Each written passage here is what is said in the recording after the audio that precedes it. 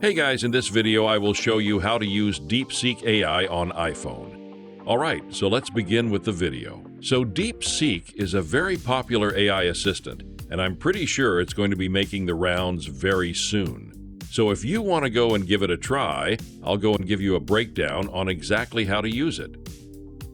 It's just another one of these AI assistants that you can use, but this one seems to be very popular. So if you make your way over to your Apple App Store or your Google Play Store, if you go ahead and just search up DeepSeek AI Assistant, you will see this particular application come up.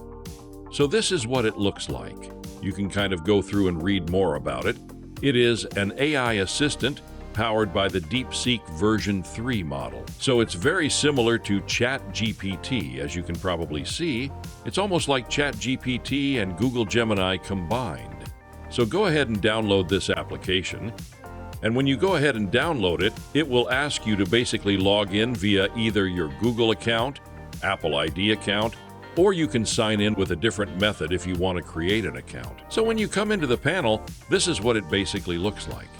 Now it looks very, very similar to ChatGPT. In the top left corner, you'll see these two lines. These two lines will basically just showcase to you existing chats that you've already done. So all the existing AI chats that you've done with DeepSeek, they will come up right here. If you look in the top right corner, this little plus button right up there, you can create a new chat. So if you want to quickly just jump into a new chat, you can just tap into that up there. This bottom portion is where you can start asking questions. So you can go through and you can start asking questions. So you can ask it questions like, how many planets are there? Like you can ask it anything you want to right now.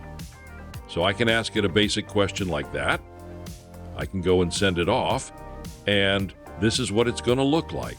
So it's actually pretty fast. It does seem to be faster to actually respond back than ChatGPT, which is pretty interesting, and you can go through and you can still keep messaging around with it. You can keep chatting with it.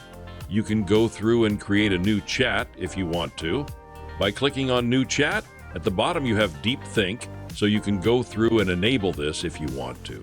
This will be just a more advanced version. It's like the paid version of Chat.GPT, but you can try it for free. You can search for things on the internet if you wanted to be able to search on the internet for what you're asking for. So if I were to ask for like, what is the stock price today of a certain stock, I'm sure it'll be able to Google it. You can see if I go ahead and enable the web search, it will go ahead and start searching on the web for it. Currently it is busy because many people are suddenly using it, but later you can search and it will give you faster and better results.